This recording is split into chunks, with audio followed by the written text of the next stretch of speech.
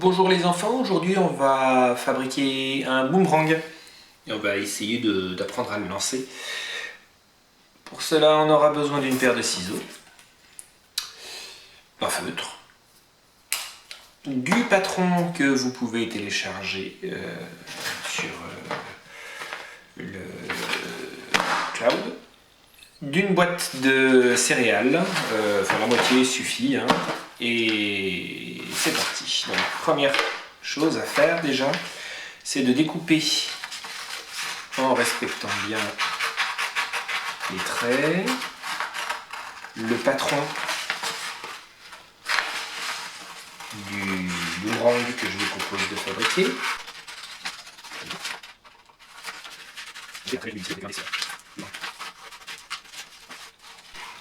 Vous avez vu, quand je découpe, ma main droite ne bouge quasiment pas. C'est ma main gauche qui fait tout le travail pour faire en sorte que mon ciseau reste sur la ligne. C'est elle qui tourne la feuille. Hop là. J'ai mon patron.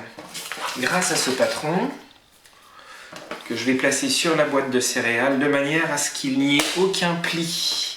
Voilà, il faut éviter ce genre de choses. Ce pli-là ferait que notre boomerang ne volerait pas bien. Donc je vais le placer de manière à ce qu'il n'y ait pas de pli quand je le découperai. Donc pour découper au bon endroit, je place mon gabarit. Éventuellement, je peux m'aider en le scotchant ou en mettant de la pâte à fixe de manière à ce qu'il ne bouge pas pendant que je le trace. Mais comme je suis suffisamment adroit, normalement, je devrais pouvoir m'en tirer. Voilà. Sans avoir de scotch. Voilà.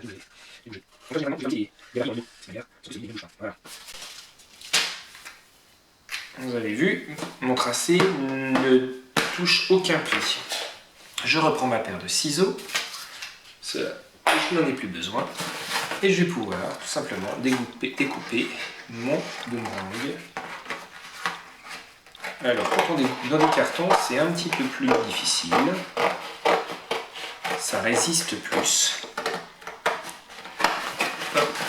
Alors, c'est plus facile si j'enlève des bouts. Donc, je reviens sur le trait. Voilà. J'ai mis les images. Hop. Pour un grand morceau, c'est facile à appuyer. Ce qui est plus facile pour découper des pointes en creux comme ça, c'est de l'attaquer d'un côté et puis de l'autre.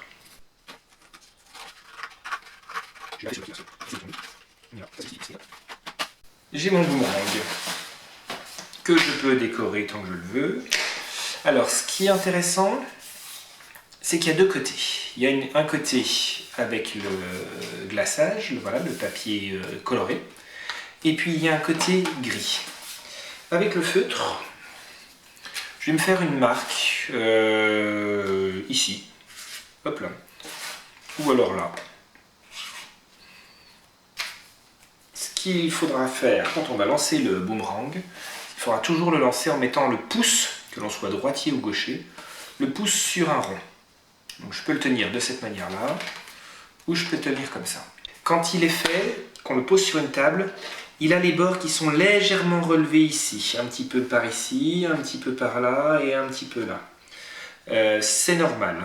Il faut qu'il soit légèrement courbé pour pouvoir fonctionner comme un boomerang, c'est-à-dire quand on le lance, partir, tourner sur lui-même et revenir au point de départ.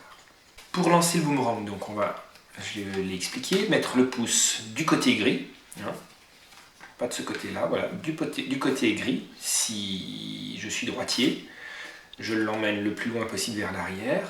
Je vais casser mon poignet, quand je vais le lancer, je vais mettre un petit coup de poignet de manière à ce que le boomerang tourne sur lui-même.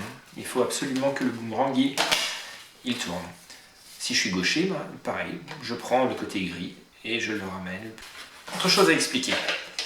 Quand je veux lancer mon boomerang,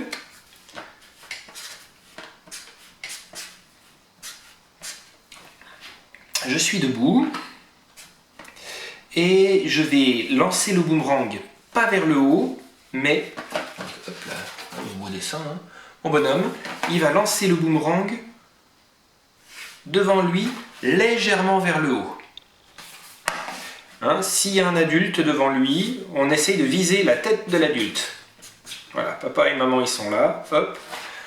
Il faut faire comme si on voulait lancer le boomerang sur la tête de l'adulte. Il ne faut pas essayer de lancer le boomerang en l'air. Ça, non, ça ne marchera pas. Donc le lancer légèrement un peu plus haut que l'horizon, bien droit devant, en essayant de le lancer le plus loin possible, en le faisant tourner sur lui-même. Et c'est quand on essaye de faire ça qu'en fait il va hop, remonter, tourner et revenir en retombant au-dessus de la tête du lanceur. On essaye de faire une démonstration. Je le lance droit devant moi en le faisant bien tourner et hop, et il revient dans mes mains.